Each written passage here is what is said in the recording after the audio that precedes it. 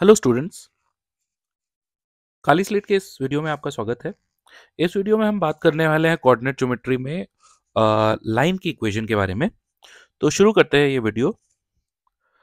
तो हम इस वीडियो में 4 या 5 फॉर्म में लाइन की इक्वेशन लिखना सिर्फ सीखेंगे। तो सबसे पहले एकदम सिंपल शुरुआत करते हैं। लाइन की equation in point slope form. Slope क्या होता है, अगर ये आपको अभी नहीं मालूम है तो आप पिछले वीडियो में जा सकते हैं जो कोऑर्डिनेट ज्योमेट्री 8 है, उसमें मैंने डिटेल में एक्सप्लेन किया है कि लाइन के स्लोप का मतलब क्या होता है। तो अगर आप देखो, एक ऐसी लाइन है जिस पे हमको एक पॉइंट मालूम है जिसके कोऑर्डिनेट्स है x1 y1, और ये भी पता है कि लाइन की का इंक्लिनेशन जो है वो थीटा है, और इसलिए स्लोप है कितना, tan थीटा। ठीक है, तो स्लोप की हमको जानकारी है, स्लोप है tan थीटा, और इस लाइन पर एक पॉइंट है जिसके कोऑर्डिनेट्स हमें पता है x1 y1। अब समझो कि अगर कोई एक रैंडम पॉइंट जिसके कोऑर्डिनेट्स x y है, तो आप ऐसा एक ट्रायंगल बना सकते हो x y, x1 y, और x एक्सिस और y एक्सिस पर परपेंडिकुलर्स ड्रॉ करके।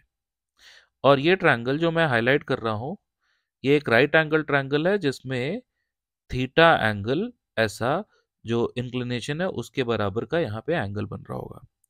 इस ट्रायंगल के अंदर अगर आप देखो तो परपेंडिकुलर होगा y minus y one. Carefully देखो, x कॉमा वाई से अगर x एक्सिस पर परपेंडिकुलर ड्रॉप किया तो होगा y।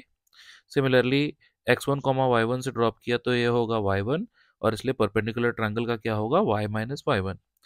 और ऐसा ही बेस हो जाएगा x माइनस x1, और इसलिए हम ऐसा बोल सकते हैं कि इस ट्रायंगल के अंदर tan थीटा मतलब कि स्लोप होगा y minus y one upon x minus x one.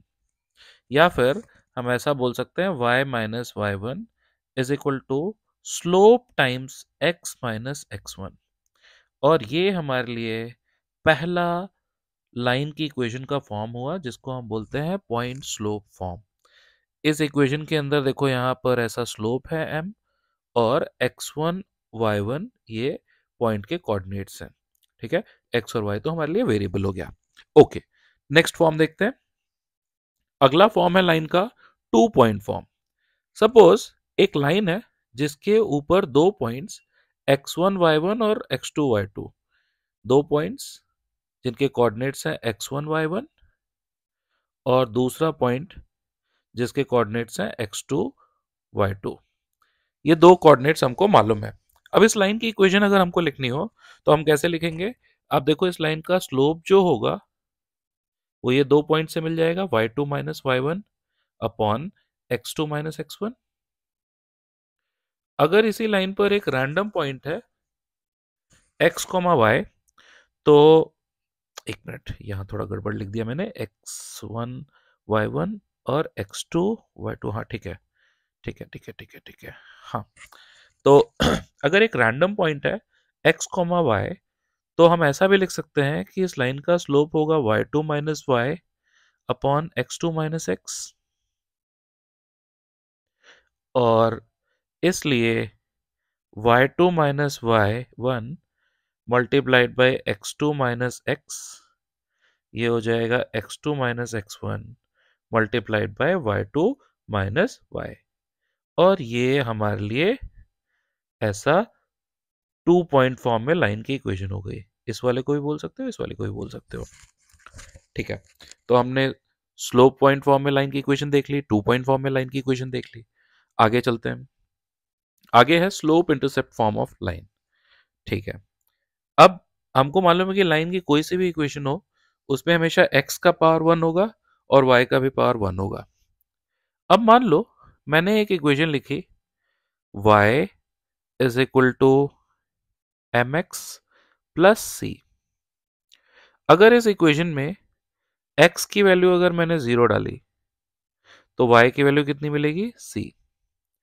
और अगर मैंने y की वैल्यू 0 डाल दी तो x का वैल्यू कितना मिलेगा, माइनस सी बाय एम, है ना। तो आप देखो, ये जो भी लाइन बनेगी इसके जो कोऑर्डिनेट्स होंगे यहाँ मैं प्लॉट कर देता हूँ आपके लिए, एक्स एक्सिस और वाई एक्सिस पर। 0, और -c/m, 0, है ना। क्या आप ये देख पा रहे हो कि इस लाइन का जो y इंटरसेप्ट है, y इंटरसेप्ट मतलब लाइन जहां पर y एक्सिस को कट कर रही है उस पॉइंट का ओरिजिन से डिस्टेंस, ये जो मैं हाईलाइट कर रहा हूं, ये डिस्टेंस, ये डिस्टेंस कितना है, c। और अगर इस लाइन का स्लोप tan थीटा है तो tan थीटा कितना होगा, tan थीटा एक्यूट एंगल है c अपॉन c/m या फिर सिंपली m। तो इसका मतलब ये निकला कि अगर कहीं पे ऐसा लिखा हुआ है y is equal to mx plus C, ठीक है, तो इसमें ये c क्या है, y इंटरसेप्ट, और m क्या है, लाइन का स्लोप। बस ध्यान ये रखना कि यहाँ पे y का कोएफिशिएंट क्या होना चाहिए, 1। अगर y का कोएफिशिएंट 1 नहीं है, कोई और कोएफिशिएंट है, तो उसको ले जाके दूसरी तरफ डिवाइड कर दो। फॉर एग्जाम्पल हमको ऐसा दिख गया कि 3x plus 4 is equal to 2y। तो इसको y is equal to M x plus c form में लाने के लिए हमको 2 से डिवाइड करना पड़ेगा। हम बोलेंगे y is equal to 3/2x plus 2। Slope हो जाएगा 3/2 और y इंटरसेप्ट हो जाएगा 2। ओके, नेक्स्ट देखते हैं हम इंटरसेप्ट फॉर्म ऑफ लाइन। अब आप समझो कि ऐसी एक लाइन है, ये लाइन अगर x एक्सिस को अल्फा कॉमा 0 और y एक्सिस को 0 कॉमा बीटा पर इंटरसेक्ट कर रही है, तो इस लाइन का जो x इंटरसेप्ट होगा वो तो होगा अल्फा, और जो y इंटरसेप्ट होगा वो होगा बीटा, ठीक है। तो अब इस लाइन की इक्वेशन, हमको दो पॉइंट्स पता है, 0 कॉमा बीटा और अल्फा कॉमा 0।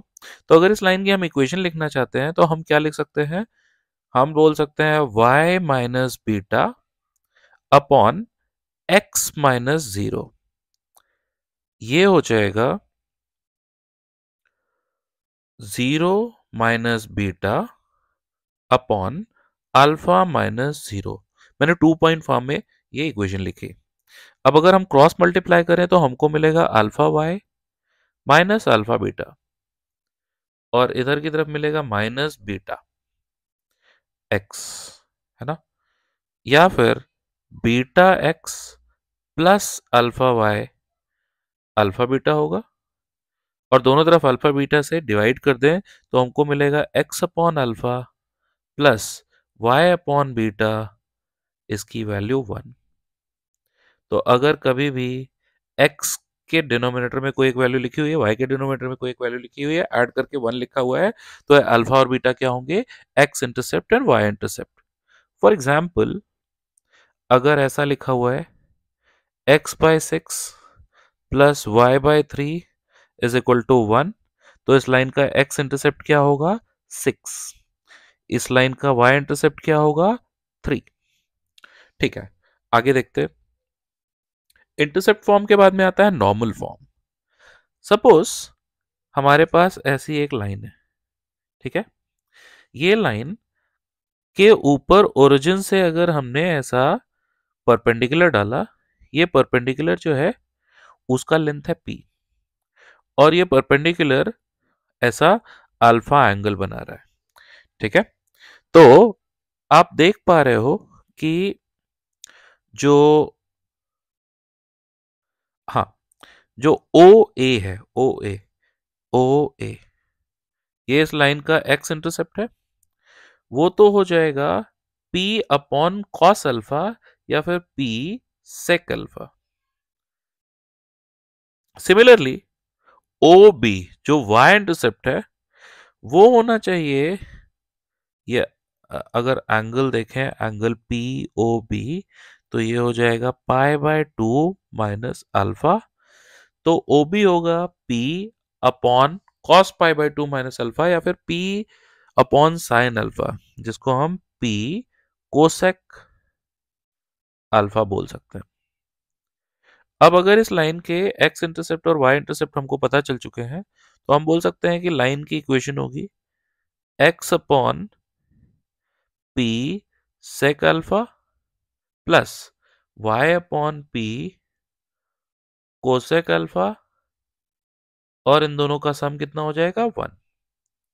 पी को अगर दूसरी तरफ ले जाके आप मल्टीप्लाई कर दो, सेक अल्फा को 1 अपॉन कॉस अल्फा और कोसेक अल्फा को 1 अपॉन साइन अल्फा लिख सकते हो। तो ये हो जाएगा x cos alpha plus y sin alpha की वैल्यू पी के इक्वल। और ये हो गया हमारे लिए नॉर्मल फॉर्म में लाइन। अगर एक लाइन पर ओरिजिन से हमने परपेंडिकुलर डाला, वो परपेंडिकुलर का लेंथ हमको मालूम है और वो परपेंडिकुलर एक्स एक्सिस के साथ जो एंगल बना रहा है वो भी हमको मालूम है, तो हम इस फॉर्म में लाइन लिख सकते हैं, लाइन की इक्वेशन लिख सकते हैं। आगे देखते हैं। अगला है सिमेट्रिक फॉर्म। अब ये सिमेट्रिक फॉर्म क्या होता है? सपोज एक पॉइंट है इस लाइन पर जिसके कोऑर्डिनेट्स x1 y1 है, और एक जनरल पॉइंट है r जिसके कोऑर्डिनेट्स है x y, और इन दोनों पॉइंट्स के बीच का डिस्टेंस है स्मॉल r। तो आप देखो, in triangle P N R, triangle P N R के अंदर एन आर तो हो जाएगा आर कॉस थीटा और पी एन हो जाएगा आर साइन थीटा। और ये एन आर मतलब आर एन बेसिकली है क्या? ये आर एन क्या है? ये तो है x1 - x। इसी तरीके से पी एन क्या है? y1 - y, है ना? और इसलिए हम यहां से बोल सकते हैं कि x is equal to x1 - r cos theta और y is equal to y1 - r sin theta. और ये x और y के जो ये r और थीटा के साथ में जो रिलेशन है, इसी को हम बोलते हैं पैरामीट्रिक या फिर डिस्टेंस फॉर्म। तो इस वीडियो के अंदर हमको इतने ही फॉर्म्स पढ़ने थे। जल्दी से एक बार देख लेते हैं, वापस से रिवाइज कर लेते हैं क्या क्या हमने पढ़ा था। सबसे पहले हम लोगों ने बात करी थी पॉइंट स्लोप फॉर्म में लाइन की equation y - y1 is equal to m x - x1। फिर हमने 2 पॉइंट फॉर्म में इक्वेशन देखी थी, ये क्या होती है? अगर 2 पॉइंट्स लाइन पे गिवन है x1 y1 और x2 y2, तो हम बोल सकते हैं y2 - y1 upon x2 - x1 is equal to y2 minus y upon x2 minus x। इसको आप चाहो तो ऐसा भी लिख सकते हो y minus y2 upon x minus x2, एक ही बात है, ठीक है। उसके बाद में स्लोप इंटरसेप्ट फॉर्म आया था। स्लोप इंटरसेप्ट फॉर्म में हम लोग बोलते थे कि अगर एक लाइन की इक्वेशन लिखी हुई है y is equal to M x plus c, y का कोफिशिएंट 1 होना चाहिए, तो इसमें m क्या है? लाइन का स्लोप है, और c क्या है? y इंटरसेप्ट है। नेक्स्ट हमने देखा था इंटरसेप्ट फॉर्म ऑफ लाइन।